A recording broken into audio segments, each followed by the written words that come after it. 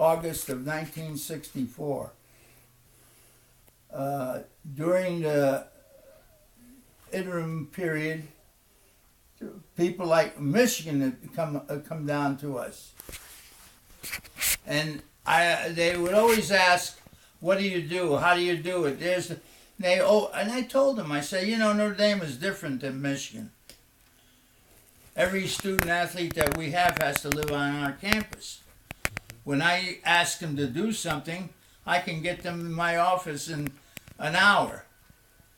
You have kids taking courses, who the hell knows where.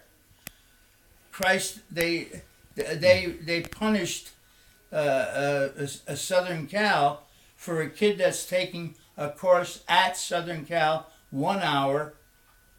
In the next hour, he's taking and getting credit for a course that's been offered maybe 50 miles away. They find that out on the transcript. So, well, how the hell does that happen?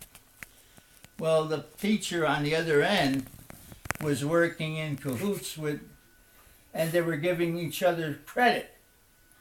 I mean, that's dishonest. Did they think they're going to get away with that forever? I couldn't believe it. I mean, I didn't tell the NCAA that they were doing it. I didn't even know they were doing it. I read it in the Sports Illustrated, because they did some investigating. And that was in the 60s. Oh, that was in the 60s and 70s and 80s. I wouldn't be a bit surprised that some of them are doing it even today, thinking they're so damn smart and being able to cheat the NCAA and their own school. Well, Christ, you're reading, every once in a while, you're reading these guys are stealing and doing this or doing that. It's amazing. Once you know what is the right thing, and you spend more time trying to figure out how can I get around it. They'll never know that he's taking a course in because it's a valid school. Here you are in Southern Cal, they're transferring credits. That happens all the time. In fact, they have the same computer that gives them the credit. You see, the college, the school system is all tied together. You think Stanford does that? No, I give Stanford the credit that they won't. Why would Stanford want to trade credits with Las Vegas? Come on. Right. They don't have courses that are 1/10 of the courses that Stanford gives. You know what I mean? Mm-hmm. You think MIT gives credit to somebody from Battelle University in South Bend, Indiana? Christ, they don't even have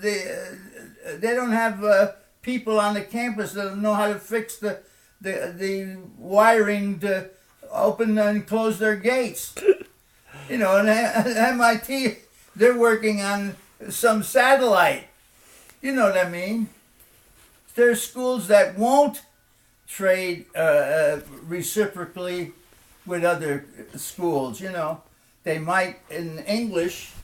They may in math, but those are not the courses the kids need. Mm-hmm. The kids need things if they're going to sign up to become a teacher or a Phi Ed teacher.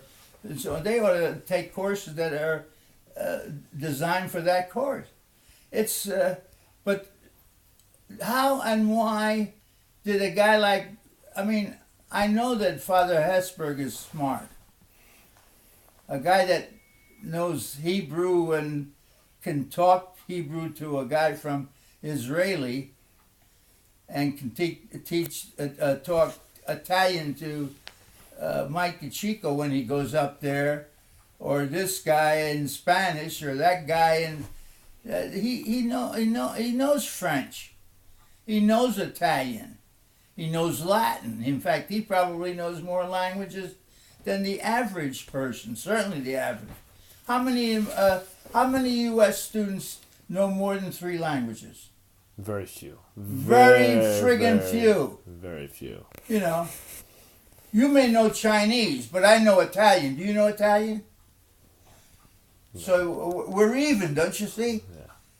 We got English and Italian, English and Chinese, or whatever the hell you call it. In Italian, they just call it Italian.